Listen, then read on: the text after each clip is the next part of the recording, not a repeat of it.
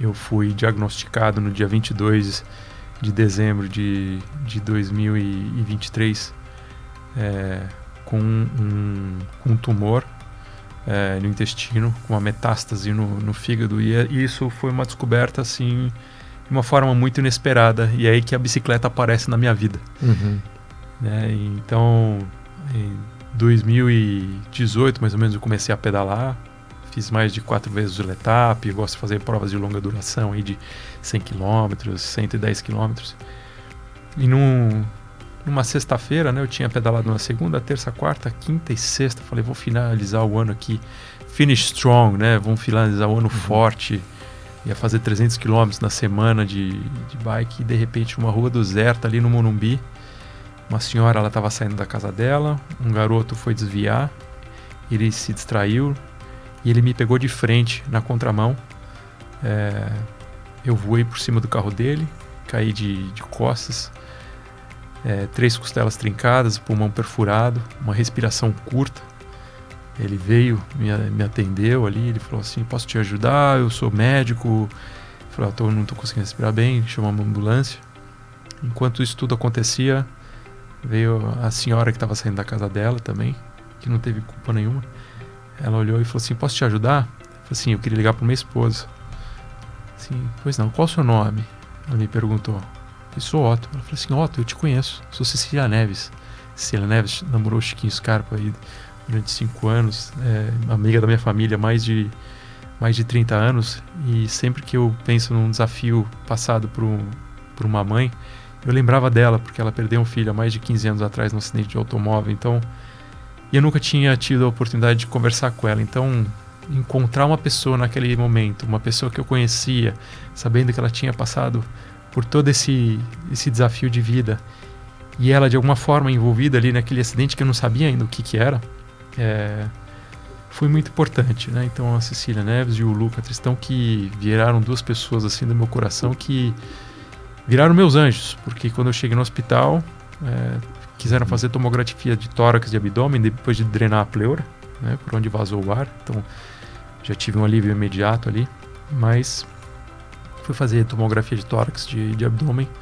Falou, nós temos um achado aí. Dia seguinte estava fazendo, dia 23 de dezembro, estava fazendo um PET scan e veio a confirmação de tumor, sendo uma metástase. Sejam bem-vindos ao YPOcast Líderes Extraordinários, uma plataforma dedicada à sua jornada de desenvolvimento pessoal e profissional. Conheça as histórias inspiradoras de diversos executivos e empreendedores. Esta iniciativa é uma colaboração do YPO Brasil e da Exame. Assista agora mais um episódio e acesse nosso site. Olá, sejam muito bem-vindos a mais um YPOcast, o podcast do YPO Brasil. No episódio de hoje, vamos receber um expert em gestão empresarial. Ele é membro da 3ª geração do grupo Baumgart, atuando no fortalecimento da governança e na construção de um legado sustentável. Tem uma trajetória impressionante, com passagens por grandes empresas no Brasil e no exterior.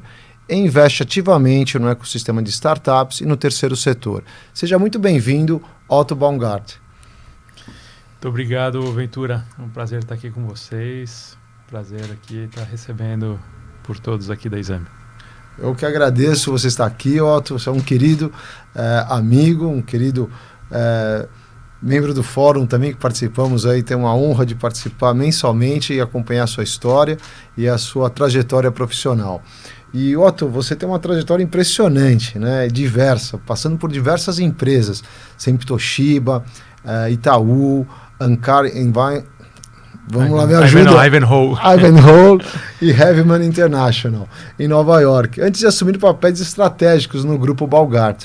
Além da prática, você também é um grande estudioso da administração, né? Você foi pós-graduado no Mackenzie, em administração de empresa, especialização no OPM 44 em Harvard, e em Family Business Program também na Harvard Business, além da certificação como conselheiro do IBGC, que você é um membro atuante desde 2015 e agora desde 2022 você está no conselho de administração, na comissão, né?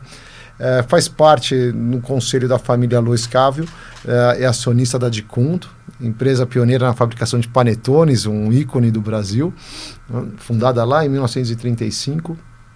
E com essa vasta experiência que você tem, gostaria que você trouxesse aqui para os nossos ouvintes, IPOers, os filhos e demais ouvintes, as principais lições de liderança, de gestão que você poderia compartilhar conosco. Legal. Obrigado, Ventura. Bom, antes só vou falar rapidamente sobre mim, que é a parte mais importante, né? Tenho 45 anos, sou casado com a Paloma. A Paloma é educadora parental. Ela é o pilar mais forte que eu tenho hoje. Minha esposa maravilhosa, que me inspira, cuida de mim como eu jamais imaginei que eu fosse ter uma pessoa como ela ao meu lado. E junto com ela a gente construiu uma família, temos 3 filhos, temos um casal de gêmeos, uma menina e uma menina de 6 anos e uma pequenininha de 3 que você conheceu aí essa semana. Uma graça. Que é uma figurinha. Uma princesa. Então, além disso, né, minha preparação profissional foi feita fora do negócio, né? Antes eu trabalhei na sempre Toshiba, né, da família Renel, lá nos anos 1999. Depois trabalhei no Itaú para conhecer como é que era a gestão de recursos, mercado de capitais e tudo mais. Lá eu aprendi a famosa frase: rentabilidades passadas não implicam rentabilidades futuras. Então, isso é um aprendizado aí muito importante. Depois eu trabalhei 2 anos no grupo. Foi um momento assim bastante importante para mim, porque eu cheguei a ficar frustrado porque a gente não tinha uma área de treinamento e desenvolvimento. E depois de um tempo, como minha monografia foi sobre sucessão em empresa familiar lá no Mackenzie, convidei a Renata Berno para participar da minha banca. Ela é uma das especialistas em empresa familiar no Brasil. Ela falou assim: eu tenho um produto aqui que chama um projeto de carreira de vida e que talvez vá se adequar muito bem a você. Então, fomos lá. Eram 3 reuniões, uma para falar sobre passado, presente e futuro, e uma reunião de desfecho, onde, como eu era mais jovem, dependia ali dos meus pais, uma reunião de desfecho para conversar com os pais sobre o futuro. Então, foi muito interessante. Descrevi um pouco da minha trajetória até aquele momento, falando um pouco do meu momento atual, minhas dúvidas, meus anseios. E ela me deu 3 recomendações, que seria: ou você ficaria na empresa com um coach, ou faça uma imersão acadêmica, ou continue mais um tempo trabalhando fora num projeto de trainee para acelerar seu aprendizado profissional. Então eu gostei da ideia de passar mais um tempo trabalhando fora e também gostei muito da ideia de ter um coach. E aí eu fui apresentado ao saudoso Fernando Curado, que foi presidente da Probel e era professor de MBA. E ele tinha a idade do meu pai, então foi uma pessoa que me ajudou muito na relação ali com meu pai, porque quando você se forma, você acha que sabe tudo, vai propor ideias e aí você encontra alguns desafios. E ele me ajudava muito a colocar aquelas minhas ideias numa linguagem que meu pai entendesse. Então foi uma pessoa muito importante. Então eu, finalizado esse trabalho, eu fui trabalhar na Ankara Ivanhoe. Na época era só Ankara, eles tinham 9 shoppings, hoje eles têm por volta de 30 shoppings, em conjunto com o fundo de pensão dos professores do Canadá. Foi um super aprendizado ali, trabalhar junto com eles, ver multiativos, também uma empresa da família Carvalho, uns IPOers aí também, o Marcelo. E então foi super interessante. Depois eu fui para os Estados Unidos trabalhar numa subsidiária de um grupo familiar mexicano em Nova York. Então lá eu fiquei mais 2 anos trabalhando na área de comércio eletrônico. Era uma empresa de licença de marcas, Michael Kors, Nicole Miller, então foi super interessante. E aí eu voltei em 2008, fiquei 10 anos na diretoria corporativa, fiz a implementação de orçamento, planejamento estratégico, coisas que a gente não tinha e que meu aprendizado trouxe, e aí a gente começou a fazer toda essa implementação, gestão de pessoas também, transformar o departamento de pessoal em gestão de pessoas, área de compras em área de suprimentos. Então foi uma longa jornada aí junto com os meus primos. E paralelo a isso também, hoje Então, eu participo do conselho do Gerando Falcões. O Edu Lira, depois de 2 anos ajudando ali no Gerando Falcões, ele me convidou para ser padrinho de uma unidade acelerada pelo Gerando Falcões, que já não é mais acelerada, já é autônoma, que é o Instituto Resgatando Vidas, onde a gente recebe mais de 700 jovens mensalmente. E eu digo isso com orgulho. É a única ONG da Zona Norte que recebeu a visita da Rainha da Suécia. Uau! Então, uma honra. Foi uma honra lá receber a Rainha, o Rei e a Princesa da Suécia numa visita muito marcante e transformadora, transformando a ONG numa referência ali da Mas antes de prosseguir nesse caminho, que eu acho que tem muita coisa do terceiro setor para a gente falar, que você é muito ativo, né, Otto? Tanto com as ONGs ou com Gerando Falcões e no IPO é uma constante a sua presença em todos os eventos que estão no terceiro setor, né? Eu queria fazer um parênteses aqui, voltar um pouquinho quando você teve essa experiência. Eu acho que essa mentoria, esse coach da estratégia de ir para empresas fora, ter esse conhecimento, quando você voltou, estava na empresa familiar, né? E você passou por diversas áreas, né? Como você mencionou, finanças, RH, jurídico, TI, né? Qual foi o maior o aprendizado que teve de adaptação, de gestão, assumindo essas posições, né? Porque deveria ter arestas ou frições entre gerações, não só com a geração anterior ou anteriores, como também os familiares, né? Então, uma habilidade muito grande para você implementar gestão empresarial, com o que você viu lá fora, ainda mais com uma empresa grande, do Fundo dos Professores Canadenses, inovar aqui no Brasil, né? Como que você traz de lições e ensinamentos aqui que você pode compartilhar? Uma boa pergunta, né? Pergunta mais valiosa. E acho que assim, em 2001, mais ou menos, por curiosidade própria, eu fui conversar com os meus tios, que era a segunda geração. Minha primeira pergunta: vocês querem continuar juntos? Porque isso definiria todo o plano que viria a seguir. E eu falei assim: não, nós queremos continuar juntos, sim. A gente tem algumas coisas para resolver, para a gente se acertar.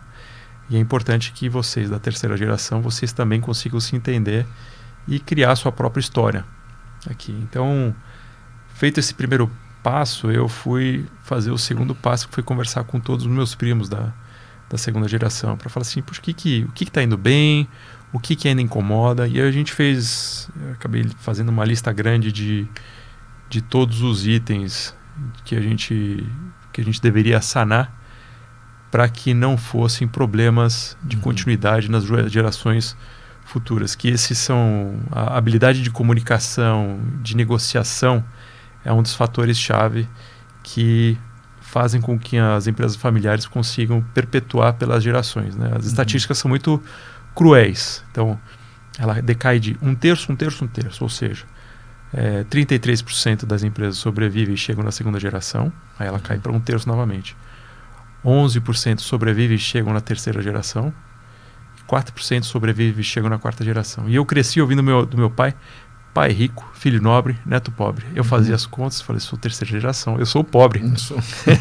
Se eu não fizer alguma coisa aqui, a gente perde um grande legado aí que foi construído pelo meu avô e minha avó. Começaram lá em 1936. Meu avô nascido em Blumenau, minha avó nascida em Leipzig. Meu avô nascido em 1897 e minha avó nascida em 1912 na Alemanha, migrou com 5, 6 anos de idade pro Brasil.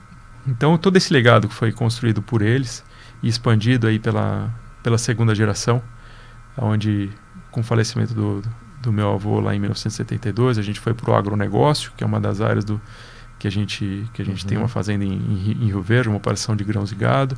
Em 84 a gente fez os negócios imobiliários. No final da Segunda Guerra Mundial, tinha um charco, uma fazenda ali, e aí, com medo de perseguição, os italianos, que eram donos das terras, resolveram vender as terras que eles tinham pro alemão, que era que era o meu avô, que comprou uma área ali de 150 mil metros quadrados, onde é o Center Norte. Hoje toda a nossa área perfaz mais de 606 mil metros quadrados, que compreendem o Center Norte, fundado em 84, o Lar Center em 87, o Expo Center Norte em 1994, que é de um pavilhão de exposição para feiras e eventos, e o novo hotel veio em 2001, aí eu já participei ali da construção, acompanhando, aprendendo como é que era. Então esses são os negócios que compreendem o grupo, mas voltando à sua pergunta, então esse trabalho inicial aí de saber se queríamos continuar juntos foi o ponto principal. Então em 2001 a terceira geração, com o aval da segunda geração, a gente começou a fazer contratamos hoje chama Huft, né, que é a Bernhuft, e a gente começou a construção de um protocolo familiar em um acordo de acionistas, que regraria toda a nossa relação.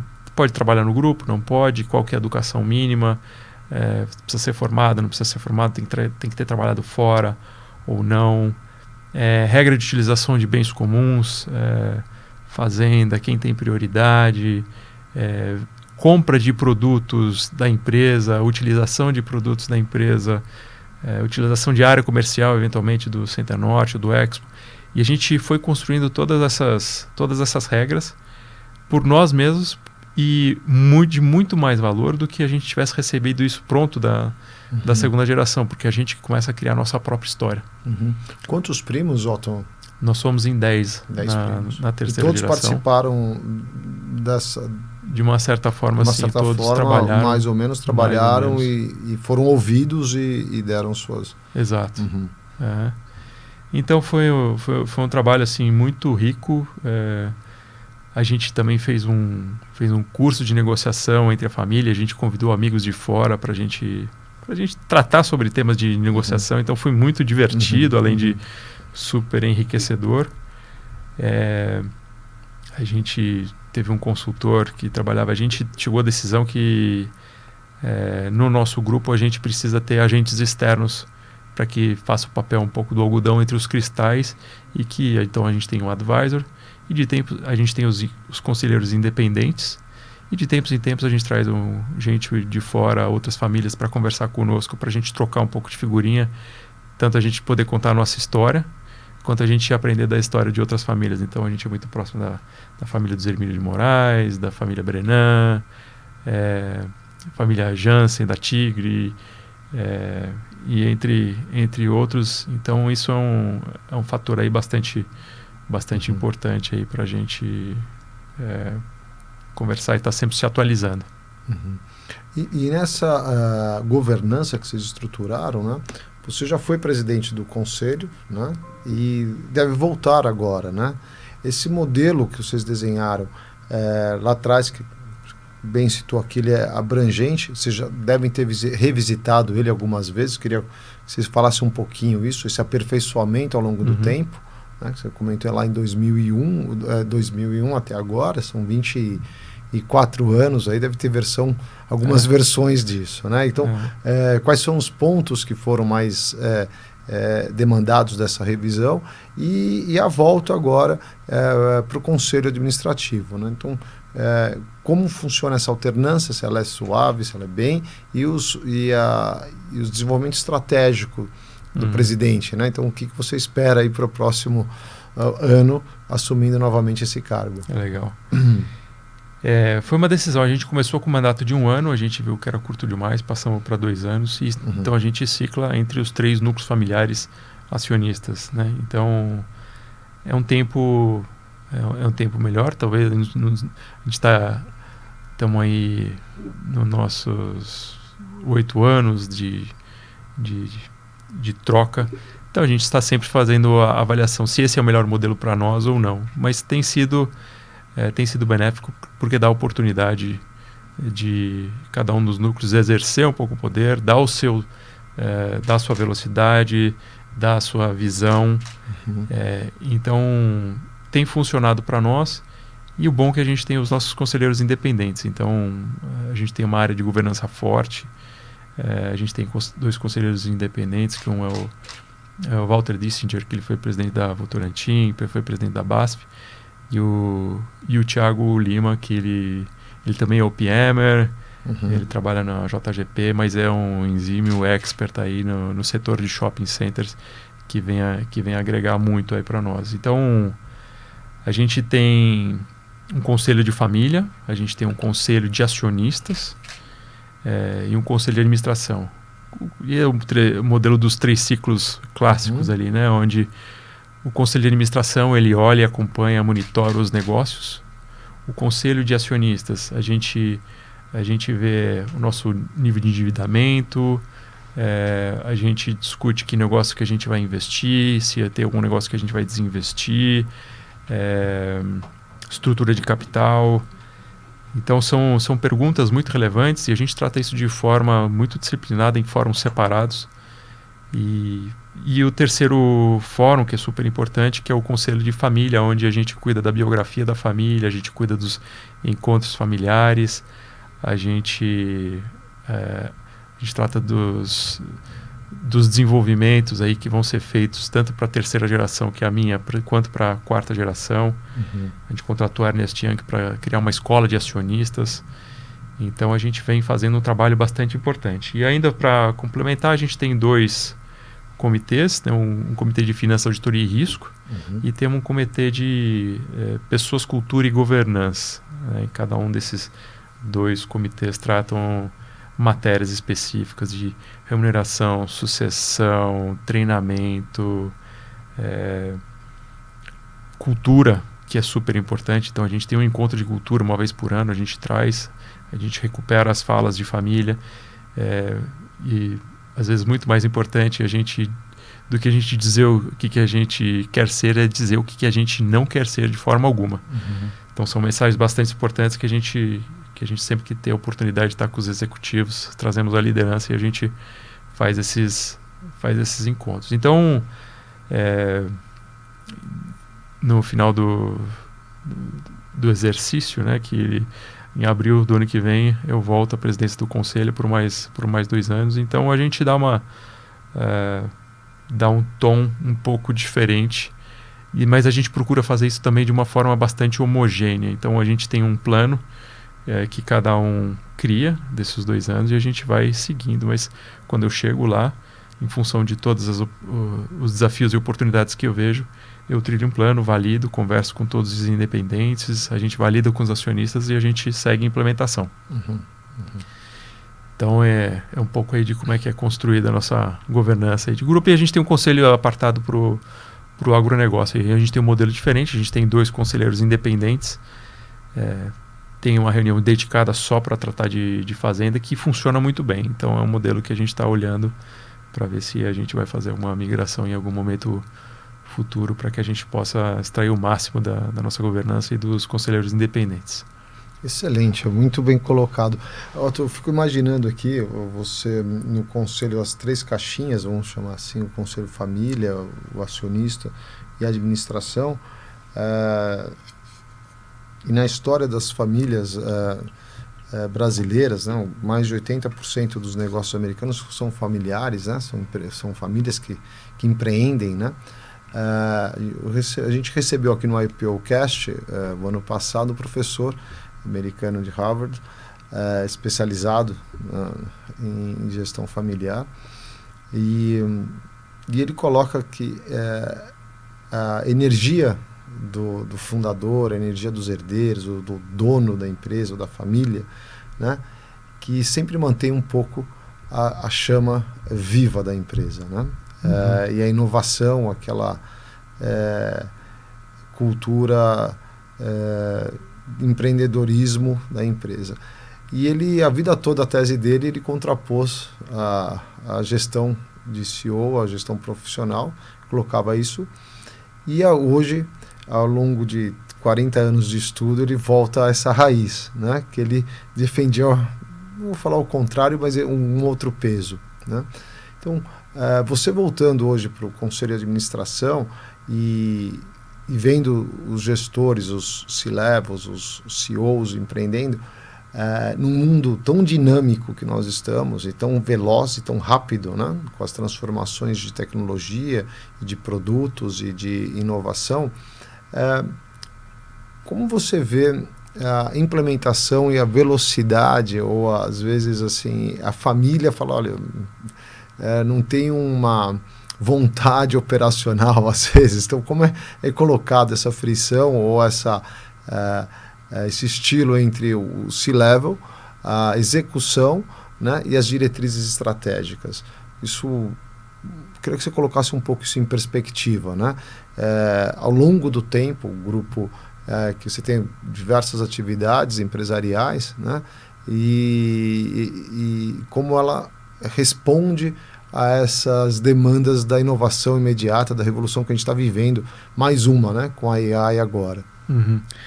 Então, só resgatando um pouquinho, né, assim, quais são os fatores que fazem com que as empresas familiares não deem certo e não consigam perpetuar as gerações, né? Inabilidade de aprender, isolamento, falta de capacidade de inovar e falta de capacidade de negociar entre a própria família. Então, acho que assim, isso ficou muito latente, evidente de todos esses cursos e palestras que a gente foi, programas. Então, é muito oportuno sempre um tema. Então, o mercado não perdoa, né? Então, se você é lento numa mudança, ou se você começa a identificar alguma coisa que está indo mal na empresa e você não consegue corrigir a tempo, isso pode custar muito caro. E acho que o papel do Conselho de Administração é representar o interesse dos acionistas e traduzir isso na diretriz que você passa para os CEOs desse acompanhamento mensal, que são as reuniões de conselho que a gente faz. Então, muito importante ter um planejamento estratégico, trazer gente para falar sobre inovação, né? O que é inteligência artificial hoje, como é que isso é aplicado nos nossos negócios, chatbot para você trazer mais produtividade, a contabilidade que é sempre muito complexa, a gente tem um sistema fiscal que a gente pouco se orgulha de ser o mais complexo do mundo, onde o poder público ele não vem e te dá uma notificação, ele já vem com uma autuação forte que muitas vezes custa milhões de reais, dependendo do tamanho da empresa. Então, existe muita tecnologia que como é que a gente pode utilizar isso a nosso favor para que a gente mitigue esses riscos aí que a gente consegue enxergar e que faz parte também do nosso Comitê de Finanças, Auditoria e Risco, monitorar esses riscos especificamente. Mas, então é um pouco de como é que a gente faz. Não sei se eu já respondi essa pergunta. Sim. Mas um pouco de como é que a gente olha aí para esses desafios. Respondeu sim, pontuando os 4 bullets ali, 5 iniciais, muito bom. E falando então de execução, de inovação e de empreendedorismo, né?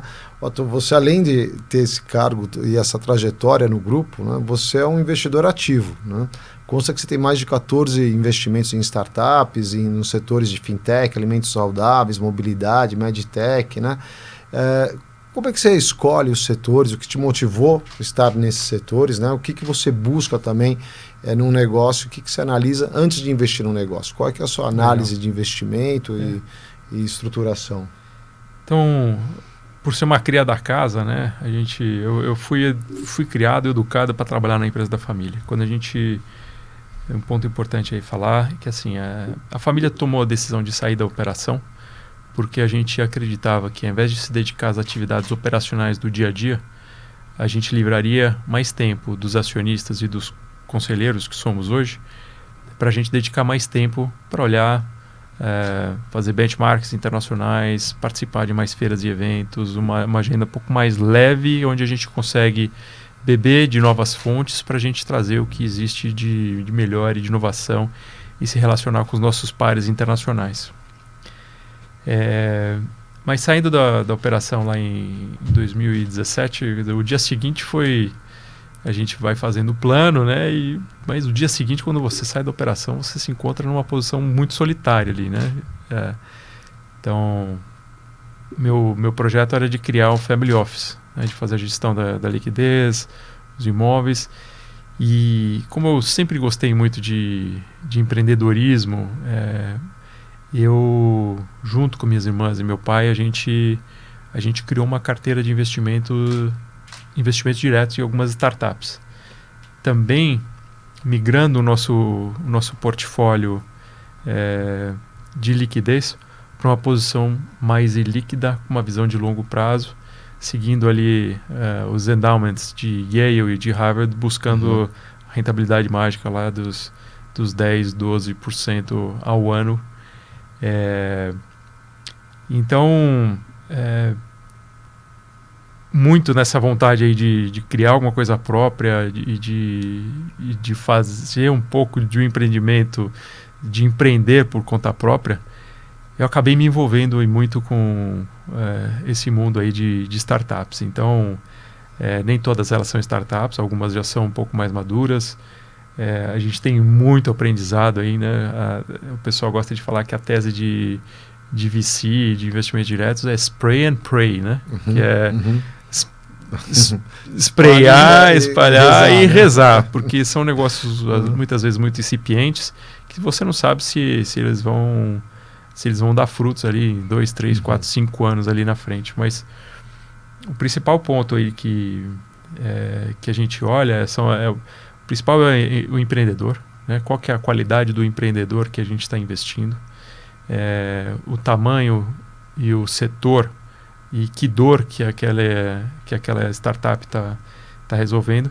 E aí a gente cria uma metodologia toda própria ali de mais de 20 pontos, que a gente faz uma avaliação profunda, a gente faz uma diligência, a gente verifica se tudo que é dito ali pelo empreendedor ela é efetivamente praticada nos contratos comerciais, se tem contrato comercial, todos os indicadores, potencial de crescimento, histórico recente de crescimento.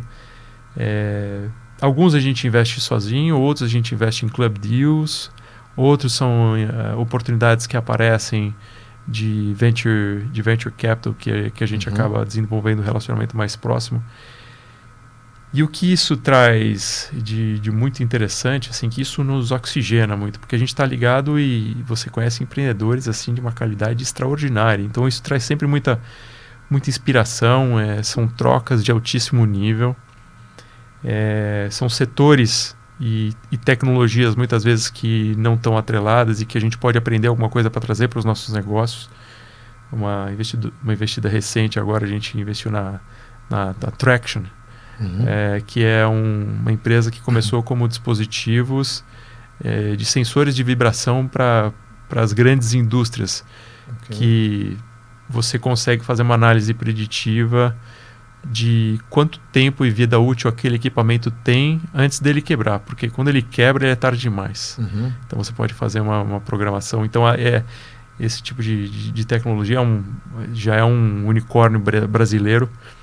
Então a gente se orgulha bastante de investir, entre outras, inclusive de um amigo IPO da Scale, do Diego, né? Investimos na Food to Save.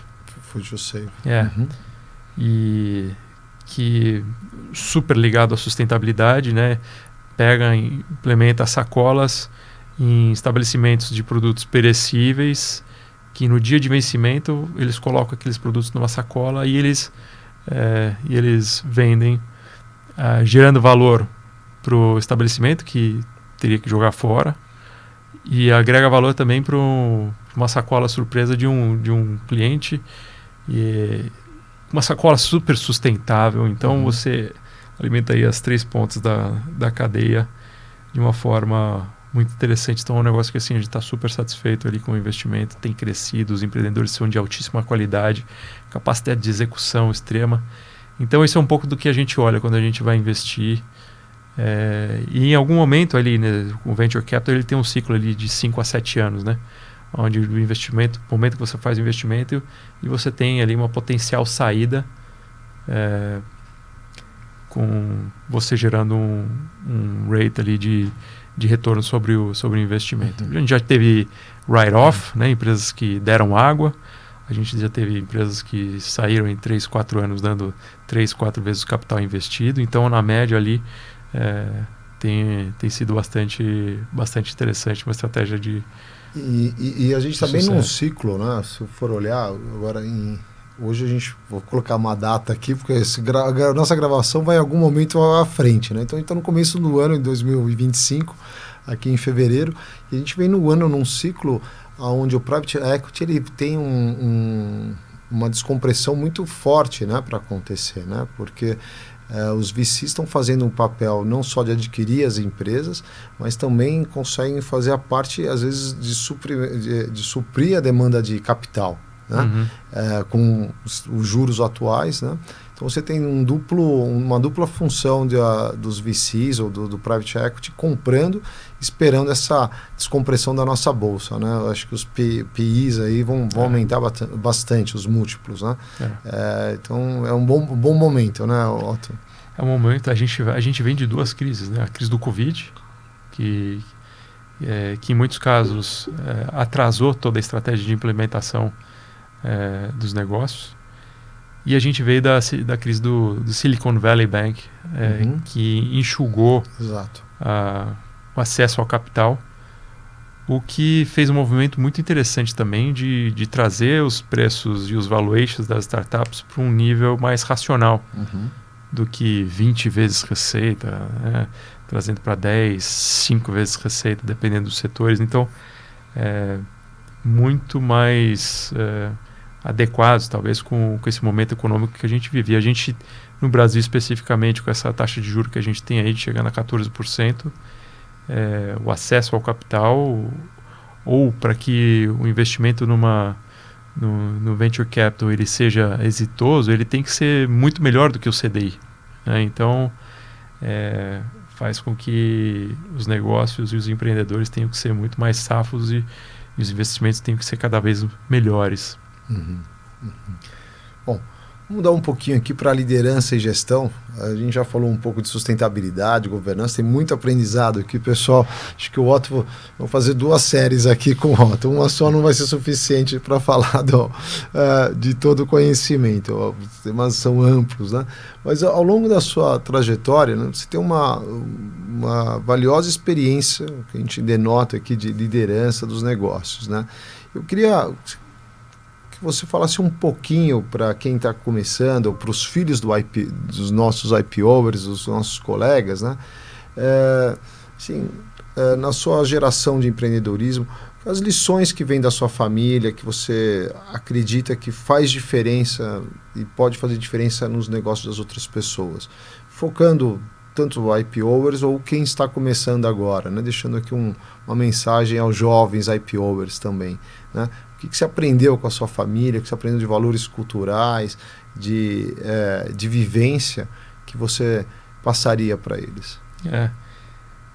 Teve o José Mário Ferreira, ele foi um dos nossos conselheiros, aí, consultor de empresa familiar. Ele trouxe para a gente um ditado japonês, eu não sei se é assim que se pronuncia, mas ele fala assim, onkoshishi. O que significa isso? Olhar para o futuro respeitando o passado.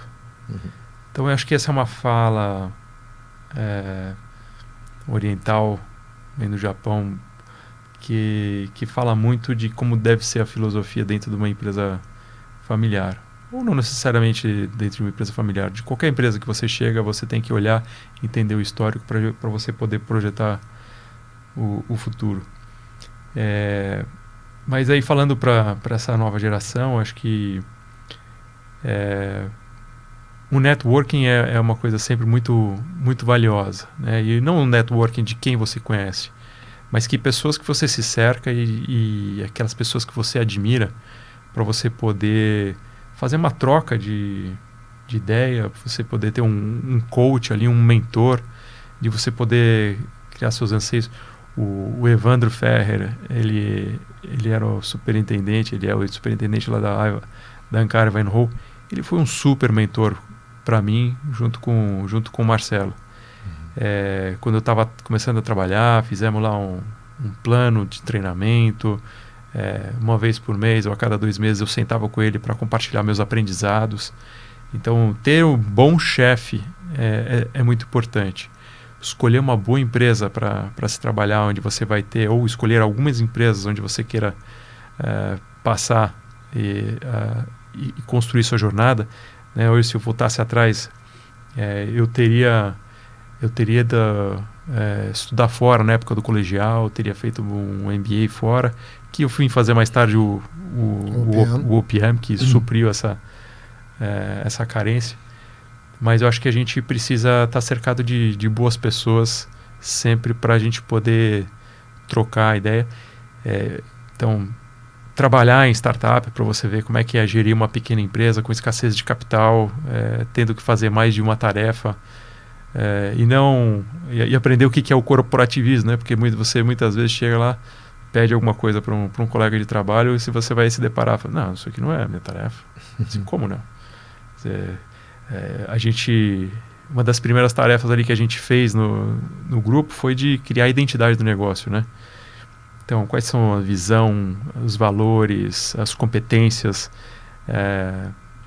que fizeram com que a nossa família chegasse até onde a gente chegou, e valores e competências que a gente quer que sejam fomentadas ainda até hoje. Então, eu acho que tem muita coisa.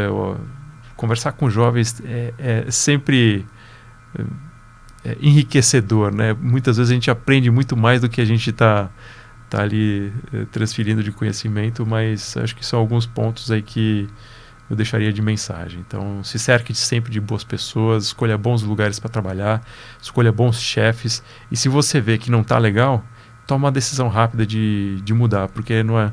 Acho que a vida é muito curta para a gente perder tempo, e o nosso tempo é muito precioso. Ótimo. Está aí, filhos de IPOvers e IPOvers, né? Vamos lá. Mas agora eu queria falar um pouquinho, Otto, a gente está seguindo aqui no nosso tempo do cast, da vida pessoal, né? Você abriu e comentou aqui que você é casado há 9 anos com a Paloma, pai de 3 filhos, né, gêmeos, e a Heidi, que é uma princesinha. Os outros também são maravilhosos, lindos, né? Parabéns. E você fez uma carreira com muito trabalho, experiência, né? Como é que... E agora a gente tem compartilhado com você e vivenciado, né, um momento, e certamente será superado, isso a gente tem certeza, que você tem um desafio de saúde.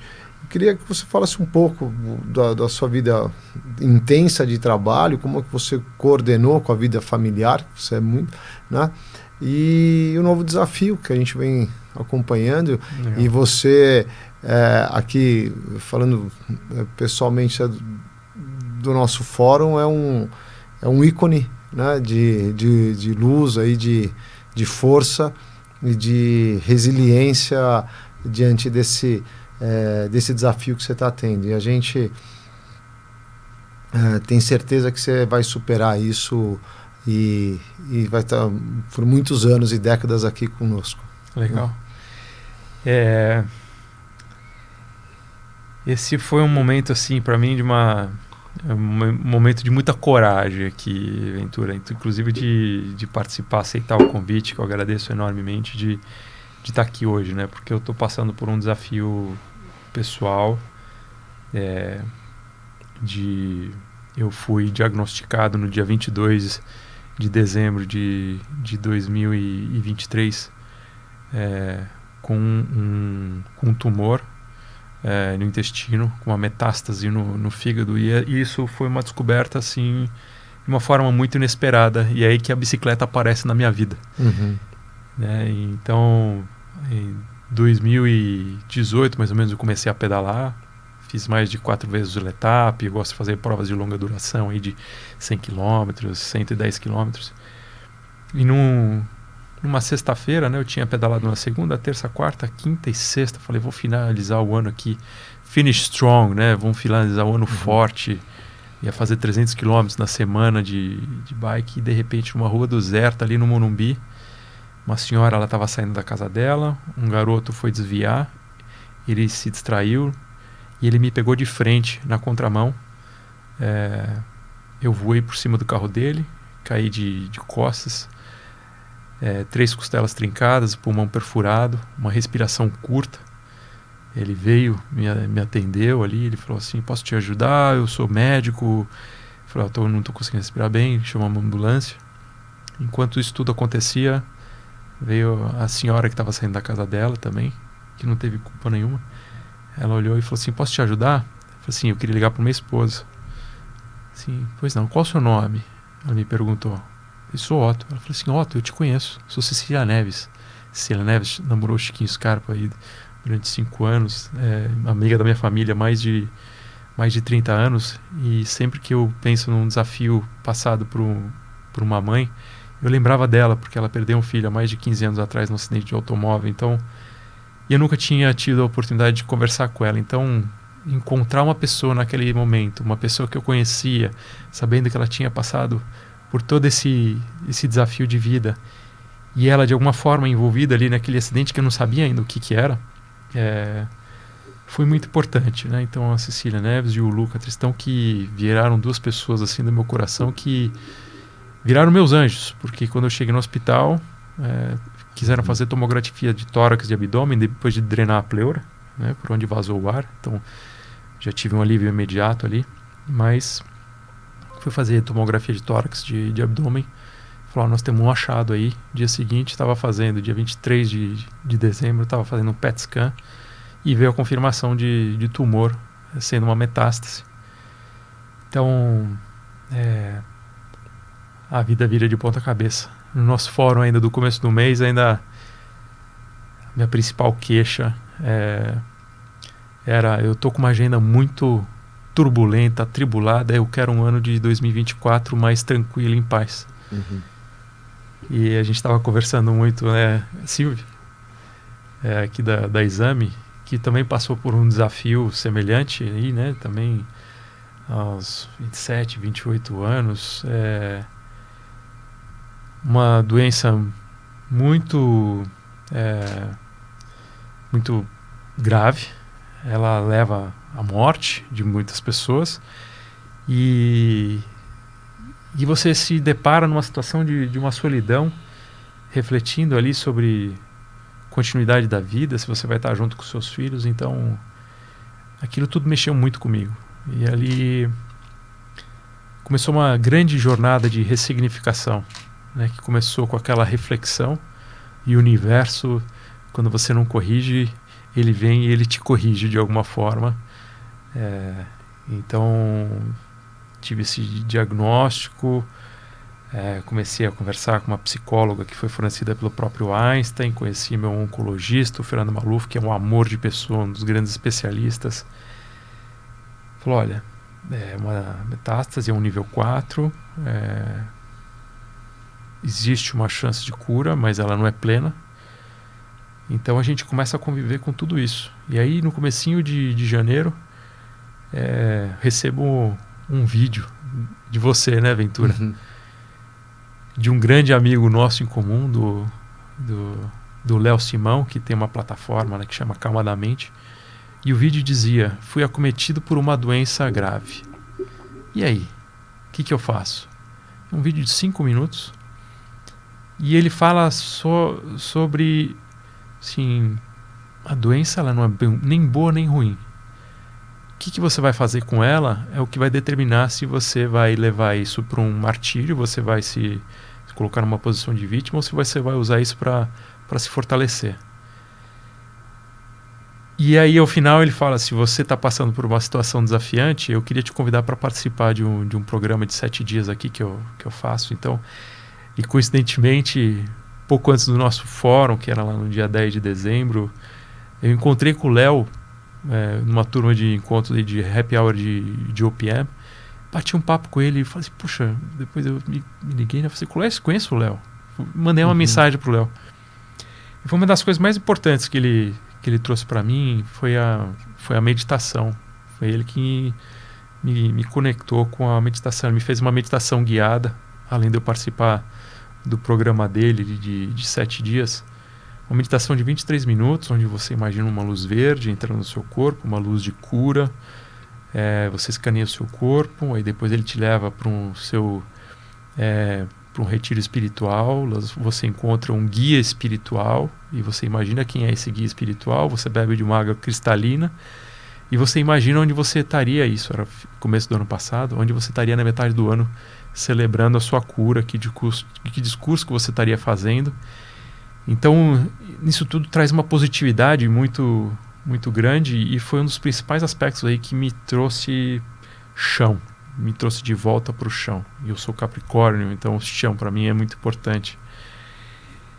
Então o Léo me ajudou muito, e aí uma amiga depois me trouxe uma conexão aí com o Joe Dispenza. Ela me mandou o livro dele, duas amigas, aliás, a Adrielu e a Marina Lobo, casada com um grande amigo meu, Renato. E falaram assim, você tem que ouvir que esse cara fala. E aí eu fui lá, conheci um pouco mais, e ele fala sobre o poder da meditação na cura, né? Porque o Joe Dispenza, ele fala, nós somos feitos por átomos, né? Nosso corpo é feito por átomos. Átomos juntos geram tecidos, que geram órgãos geram um sistema digestivo, reprodutivo. Isso gera um campo eletromagnético no nosso organismo, e ele chama de coerência cerebral e coerência cardíaca. Quando a gente está em coerência cerebral e coerência cardíaca, ali a gente está em homeostase. E se a gente não está em equilíbrio energético, a gente abre espaço para que qualquer doença nos atinja. Só que ele fala que da mesma forma como a gente cria as nossas próprias doenças, porque a gente abriu nossa vulnerabilidade, a gente é capaz de criar nossa própria cura.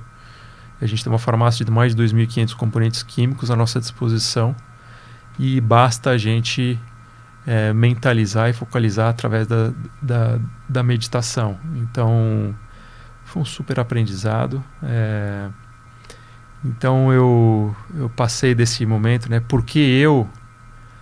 E, assim, acho que acabei sendo escolhido, como muitas outras pessoas. Comecei a tentar entender mais essa doença, que na verdade eu não chamo de doença, né? Você pode escolher chamar ela de doença ou você pode chamar ela de um diagnóstico. O que é um diagnóstico de câncer? Tanto que um dia a Paloma fala assim, não, mas você está doente. E eu falo assim, não, eu não estou doente. Eu estou absolutamente pleno. Eu estou íntegro, estou com a cabeça em ordem. E toda essa jornada de ressignificação mostra pra gente que a gente precisa aproveitar esse momento para a gente fazer uma ressignificação da nossa vida. Então, parar, refletir, ver o que é importante na nossa vida. Então, passar mais tempo com a família, ser mais seletivo, trabalhar menos, sendo mais produtivo. Acho que foi um dos pontos ali muito importantes ali da minha jornada. Então eu passei por tudo isso aí. Foram 10 sessões de quimioterapia quinzenais, com 3 quimioterápicos. Passamos super bem, apesar de ser muito, muito duro, né, o tratamento. E eu fiz uma cirurgia lá em 3 de junho, removendo 10 centímetros do intestino, removendo uma parte ali do fígado. E aí eu viro para o meu médico e falo assim, doutor Fernando, e agora? Estou curado? Ele falou, está aprovado até que se prove o contrário. Porque eu aprendi também uma coisa, assim, eu fui conversando com mais de 25 pessoas ao longo desses últimos 18 meses, 13 meses aí, que eu venho passando por isso. E eu conheci pessoas extraordinárias e com histórias maravilhosas. E com uma delas, que é a amiga do Nato Amaral, que é um grande ultramaratonista, corre a Comrades. Um dia eu pedi para Deus, falei assim, me dá um caminho, me dá um sinal aqui, né? E eu fui no domingo no Parque do Povo, tô saindo de lá, encontro um grandão correndo com a camisa Comrades. Eu falei, esse Nato? Ele olhou para trás, era ele. Passou rápido, mas depois eu liguei para ele e falei assim, Nato, você tem alguém que já passou por algum desafio grande de vida que você possa me indicar para eu conversar? Ele me indicou uma amiga dele e eu tive uma conversa. Ela falou assim, mas o que é o câncer para você? Eu falei assim, puxa, é uma doença traiçoeira, é uma doença complicada. Aí ela virou para mim e falou assim, olha, nunca mais repita isso que você está falando, porque se é isso que você pensa, isso é o que vai te perseguir, isso que vai te acompanhar daqui para frente. Eu falei, e para você, o que é o tumor para você? Assim, tumor é amor. Puxa, uma lição assim de vida, numa conversa tão rápida ali, importante, com aprendizados maravilhosos. Então eu mudei e assim, e realmente eu tô usando esse sintoma que eu tenho para fazer uma grande transformação. Mas depois de ter feito essa cirurgia, no primeiro PET scan de acompanhamento, no dia 20 de setembro, 4 dias antes de eu fazer uma viagem de comemoração dos 50 anos do meu primo Christian, que eu amo demais, a esposa dele também, meu pai, fomos todos meus filhos. 5 dias antes era o dia fatídico aí de fazer o primeiro PET scan de acompanhamento. Então vou lá, faço o exame, 15 minutos depois você já tem uma resposta. Eu falei, quero falar com o médico. Eu venho o médico com uma cara mais preocupada do que era a minha, né? Assim, mas diga, por favor. Assim, não, é que tem uma coisa aqui, né, no peritônio. Assim, o que é o peritônio? Assim, é uma película que ela fica embaixo da nossa derme e ela protege os nossos órgãos. Então ele é chamado de um órgão, que é o peritônio. Então ele apareceu, ou talvez não tenha desaparecido 100%, ele apareceu no peritônio. Então uma frustração tomou conta de mim, a gente viajou, o médico liberou. O Fernando é maravilhoso nesse sentido, porque eu acho que ele te traz uma leveza muito grande aí no tratamento, de uma forma muito humana, sabendo como lidar com esses sintomas. Então viajei, e no meio dessa viagem minha esposa Paloma falou assim, vamos mudar a nossa vida. Assim, qual é a proposta? Vamos cortar o açúcar, vamos cortar o glúten, vamos cortar o álcool e vamos cortar a carne vermelha. Carne vermelha e álcool a gente depois reintroduziu mais pra frente, mas cortar o açúcar e cortar o glúten, que eu já faz mais de 5 meses, assim, me trouxe um benefício nunca imaginado. Em 2 meses depois que eu fui fazer todos os meus exames de sangue, que eu tenho historicamente colesterol alto, os exames todos vieram normalizados, assim, uma transformação, uma aventura incrível, assim, que eu jamais imaginei. E aí a gente começou também a trazer não só a medicina convencional, alopática, que eu acho que chama, como uma medicina integrativa. Que a medicina integrativa, ela diz que o câncer é uma doença metabólica e não uma doença hereditária, né? 15% das enfermidades aí de câncer vem de cunho hereditário. Então todo mundo me perguntava, meu pai tem 84 anos, tem uma saúde invejável, e minha mãe também, uma saúde.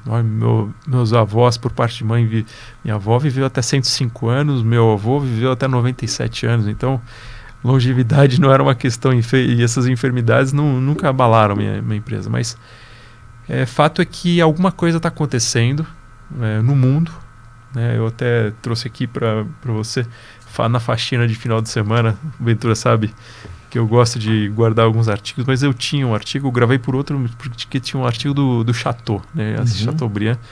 Só que a capa desse jornal aqui do Valor, ele fala: as novas armas contra o câncer. E um caderno de 2015 que ele mostrava que entre 2009 e 2020 a gente ia ter um crescimento de 38% na população afetada pelo câncer, né? Na época a população era de 193 mil pessoas.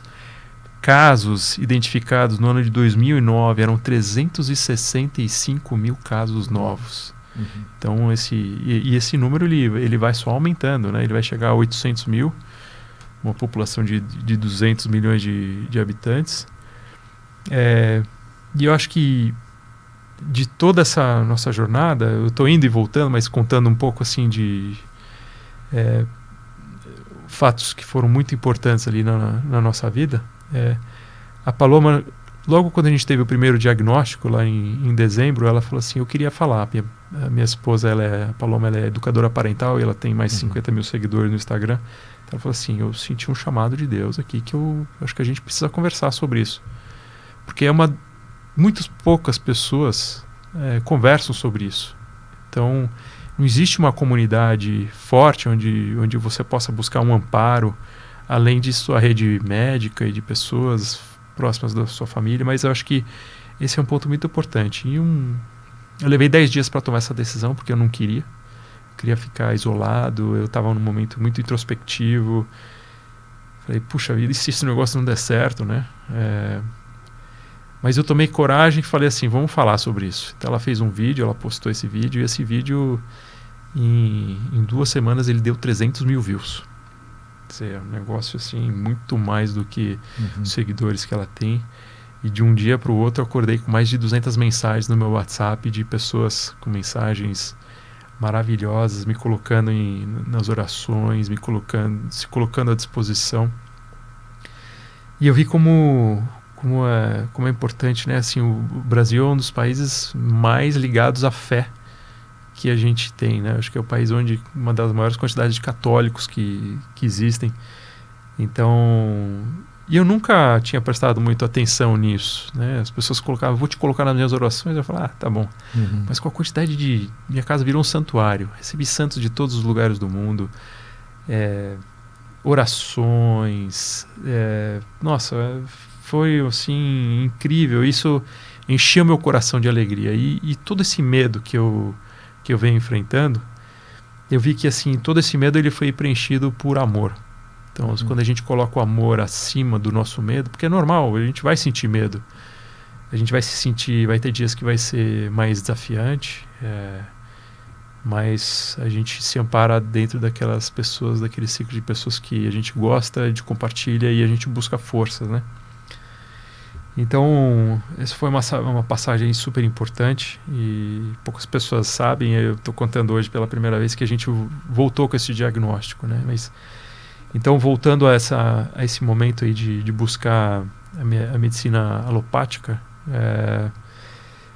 e a medicina integrativa para complementar,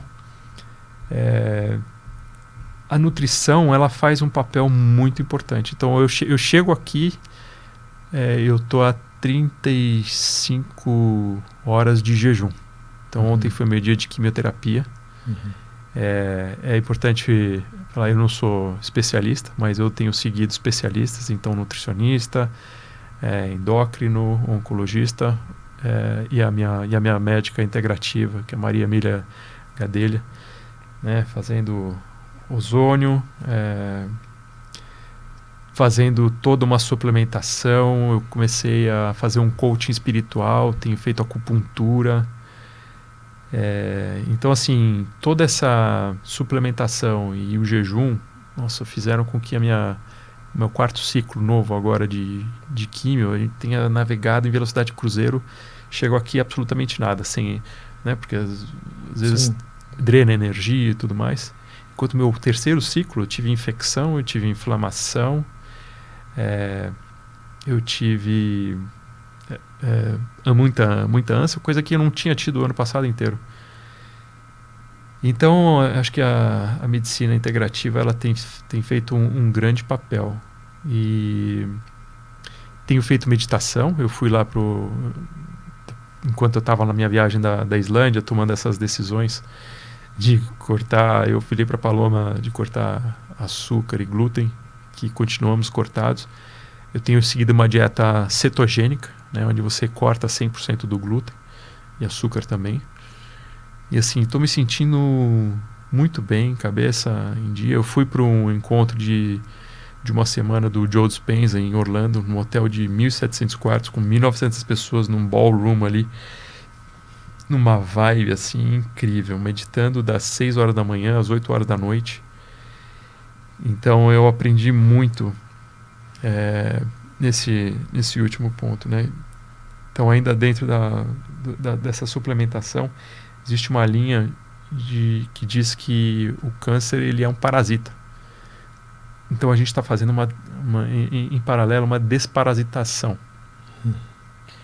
E o racional do jejum, quando você chega para fazer a químio, é que você drena o seu organismo de alimento, e quando as células tumorais eles vão procurar algum alimento, eles encontram a quimioterapia, que é um ambiente agressivo para os tumores.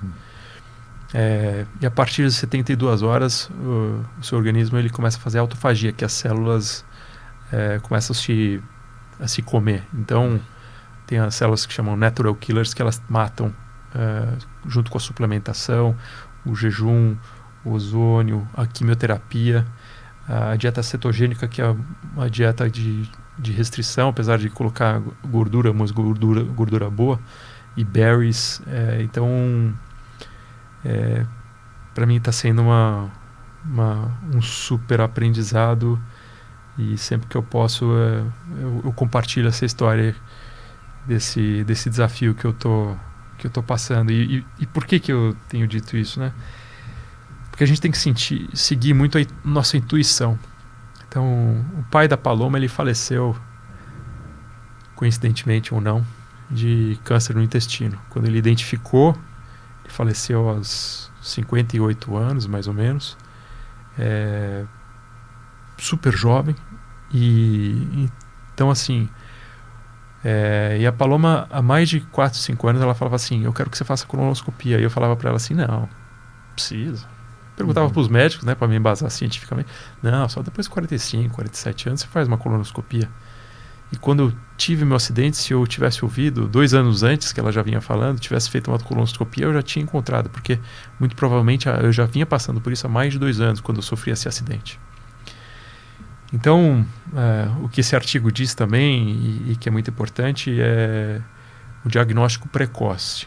Então, quanto antes você começar a fazer check-ups, não deixa para fazer com os 45 anos. Eu fiz 45 agora, eu estou passando por isso desde os 43.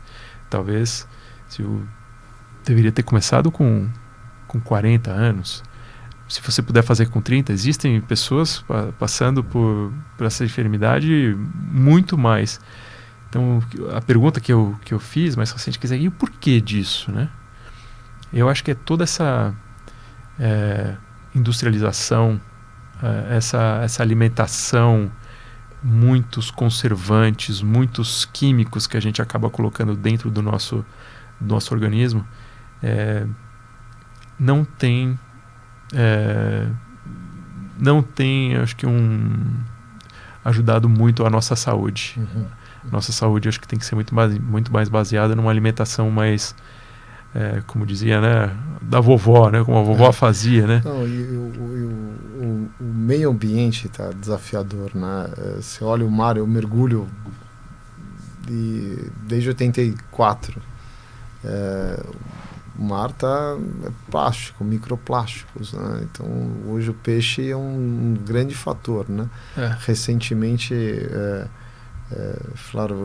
fazer os exames de praxe agora recentes, e um dos cardiologistas declarou, olha, Ventura, aromatase, eu sempre erro essa palavra, ou seja, as constrições já acharam placas com plástico dentro das artérias.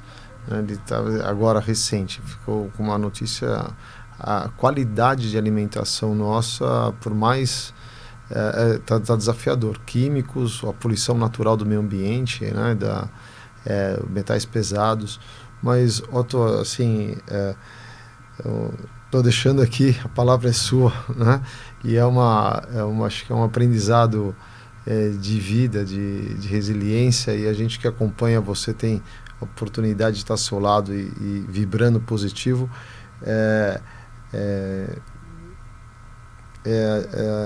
De admirar e de elogiar e de fortalecer é a sua coragem, né? É a sua resiliência em enfrentar essa fase. E é uma fase que vai passar, a gente, todos aqui à nossa volta que te acompanha, tem certeza, pela energia que você está buscando do cosmos, da espiritualidade, não só do acompanhamento médico, mas a fé, né, que você demonstra e tem, a luz, né, que você busca, que isso será passado, né? Você vai conseguir tirar essa experiência, né? Acho que todos nós temos. A gente teve aqui um IPOcast, o Fernando do Sul, que você contactou ele fez dali uma missão da vida dele, e um projeto que está ajudando milhares de pessoas, e não foi espontâneo, não foi intencional, e ele declarou aqui que ele fala hoje com pessoas do mundo todo, por causa do filho dele, um outro tipo de desafio, e assim, comove, né? E eu acho, quando você traz essa transcendência e ressignificação da vida, né? A gente estava falando aqui há pouco, empresa, negócios, produção, impactos, milhares de funcionários e tal, mas a gente volta, né, para significado do que nós estamos fazendo aqui, qual é o nosso propósito, né? E como você tem uma genética de longevidade, a voz aí de 105 anos, 97 anos, eu tenho certeza que você vai chegar lá. Não são votos aqui, são sentimentos que todos os seus amigos, as pessoas que estão na sua volta e vibram positivo, né? Tanto quando você faz o terceiro setor, que você tem impactos que a gente nem imagina, né? Que a gente não tem a consciência de tão, por exemplo, ou por ação, a gente impacta a vida das pessoas. Tenho certeza que Deus está aqui junto com a sua família, a sua esposa, que realmente tem uma energia e um papel e muita fé. Eu vejo os posts dela, ela sempre transfere isso com muita fé, muita energia positiva, que isso vai ser uma fase e um passado em breve, né? Então eu agradeço aqui a oportunidade de você estar aqui e a coragem também de estar colocando isso aberto, né, para os nossos ouvintes, né, nossos colegas aqui do IPO, né? E é nítido, assim, a transcendência, né, a ressignificação que você traz para a vida. Então isso vai te dar longevidade, né? É uma célula que está aí, que você vai conseguir extirpar isso da sua aura, da sua matéria, do seu corpo, como, né, quer seja no meio tradicional, que os médicos têm que estar acompanhando, mas muito pela energia da vida, né? Eu fico muito grato de poder estar aqui, né, vibrando para você tá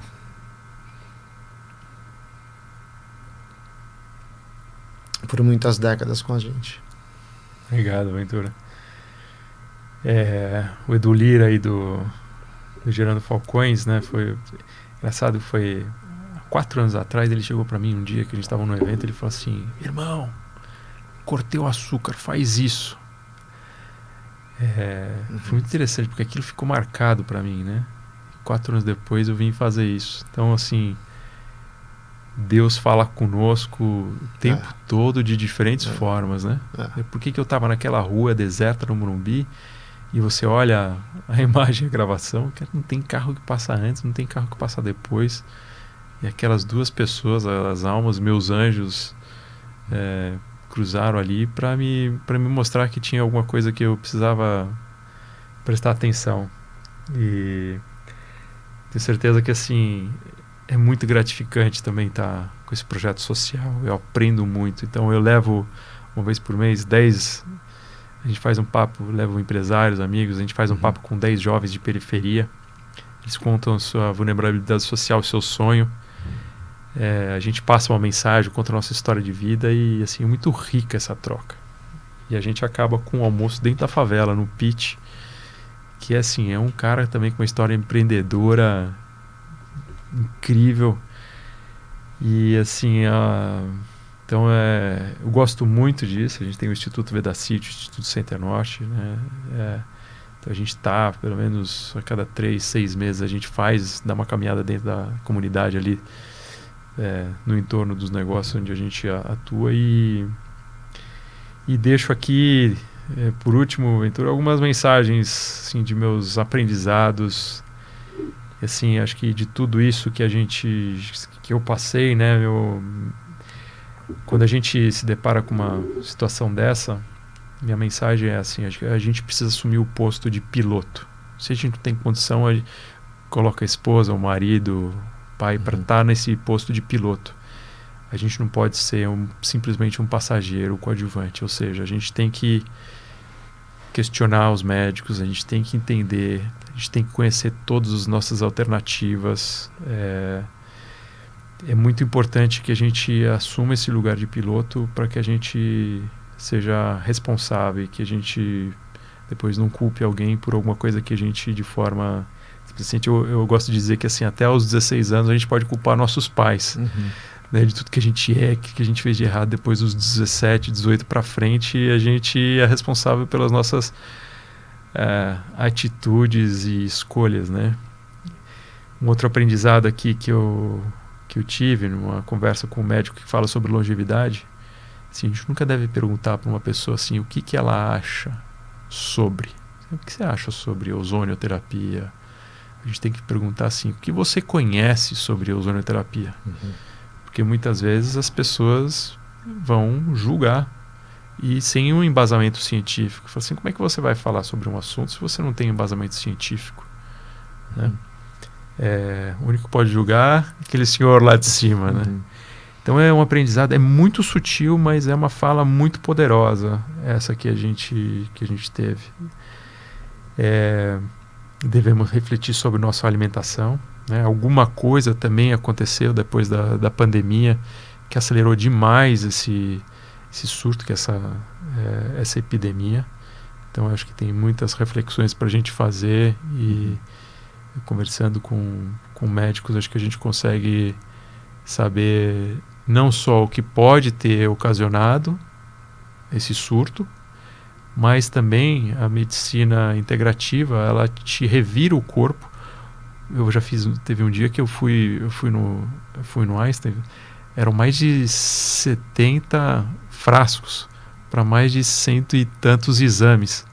Ela te vira do avesso para você saber quantidade de metais pesados que você tem, PCR, se você está com o nível de vitamina adequado. E então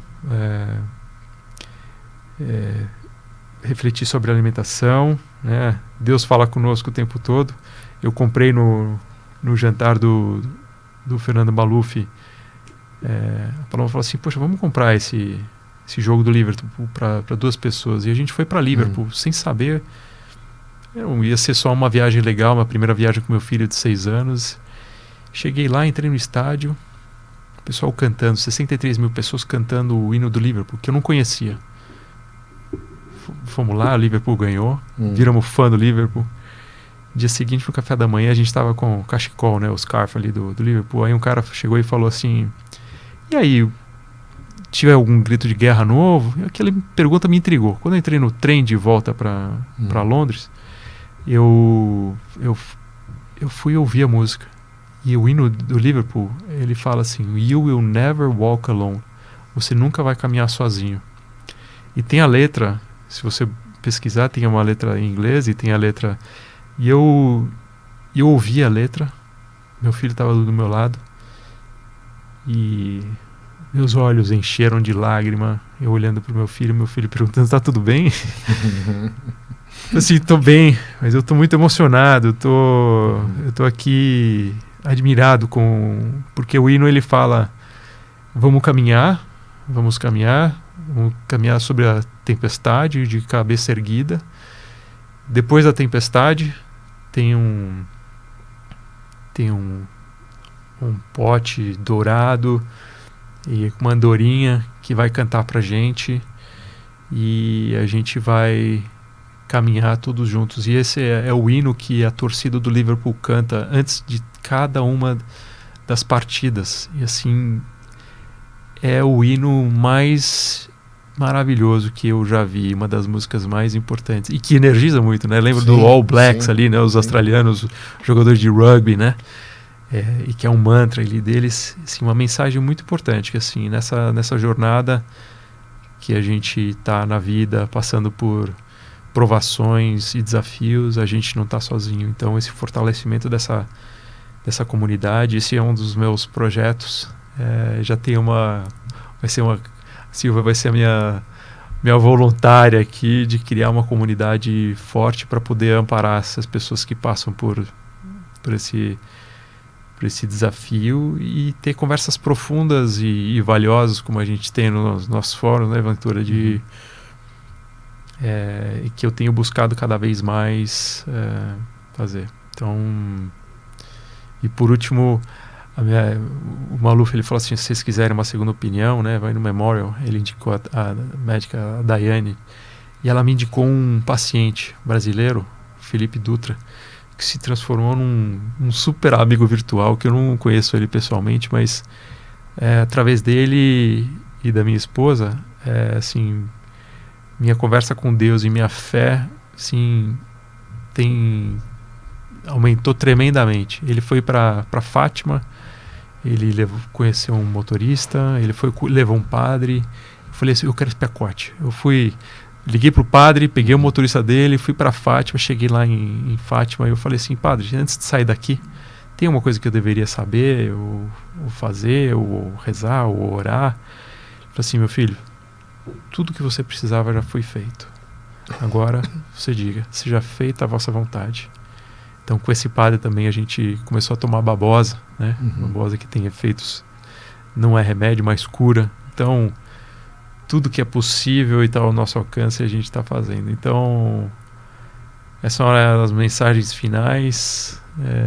Te agradeço pela oportunidade, Ventura, de estar compartilhando assim, um tema tão sensível para mim, mas um tema que para mim se tornou muito caro e que eu acho que não é à toa, não é por nada, tem um motivo pelo qual isso tudo está acontecendo. Então estar compartilhando, com certeza, acho que se eu conseguir impactar algumas centenas ou milhares de vidas, eu acho que já valeu a pena.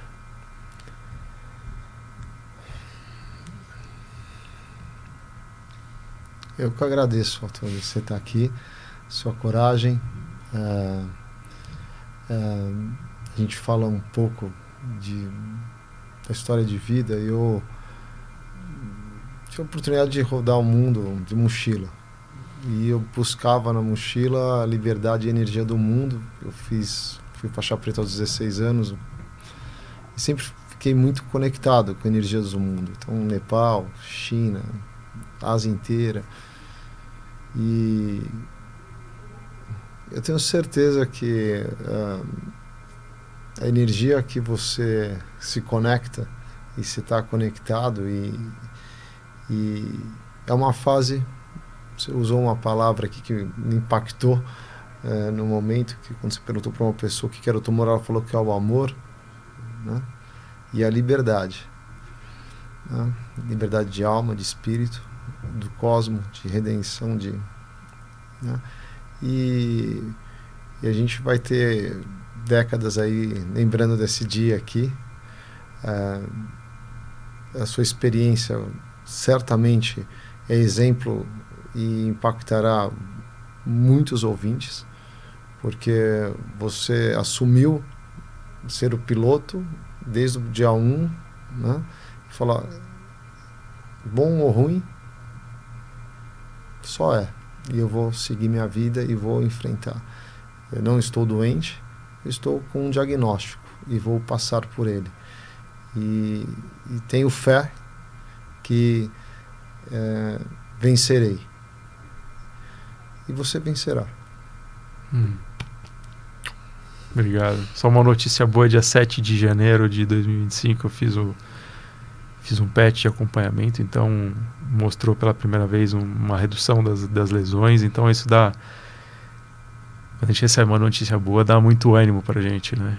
Então, e esse tema de energia, que você é muito conectado, me deu um livro para falar sobre energia, sobre a respiração, que eu gosto muito. Energia, ela existe. Não é por acaso que você chega em algum lugar ou você não se sentiu bem, aquela energia sua foi drenada. Da mesma forma como você está próximo de pessoas que irradiam, você bebe daquela fonte, você sai energizado. Então, essa história de que nós somos feitos por átomos, átomo é energia e a gente tem um campo eletromagnético ao redor, isso está cada vez mais claro para mim. E acho que a gente precisa se sentar em si mesmo, acessar isso, né? Tem a glândula pineal, né? Que depois vocês podem pesquisar, é onde que conecta a gente com o divino, onde o campo quântico, você coloca todas as suas preces, aquilo acontece.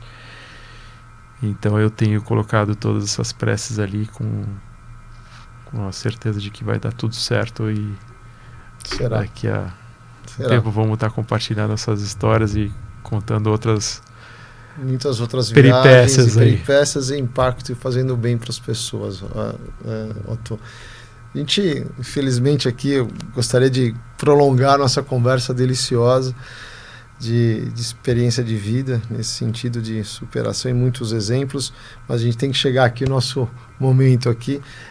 A gente se presenteia, Otto, um livro, esse aqui é o mesmo de sempre, do Morgan Housel, coisas que não vão mudar ao longo do tempo. Ele tenta consolidar aqui em pensamentos mais de negócios, né? Então gostaria de presenteá-lo. Acho que é uma leitura leve, fácil, que você vai curtir. E o mesmo de sempre significa permanência também. Então, é o que eu desejo, e muitas outras pessoas, que é a sua longa permanência aqui conosco. Legal. Obrigado, Heitor. Obrigado. Muito obrigado por estarem aqui conosco. Eu não tenho muito o que finalizar nesse podcast. Deixo com vocês. Obrigado por estarem juntos aqui. Muito obrigado, Otto. Obrigado, Heitor. Obrigado, Exame. Obrigado, Silvia, também por ter te conhecido aqui. Para saber mais, acesse o portal exame.com e busque pelo menu do site pelo canal Líderes Extraordinários.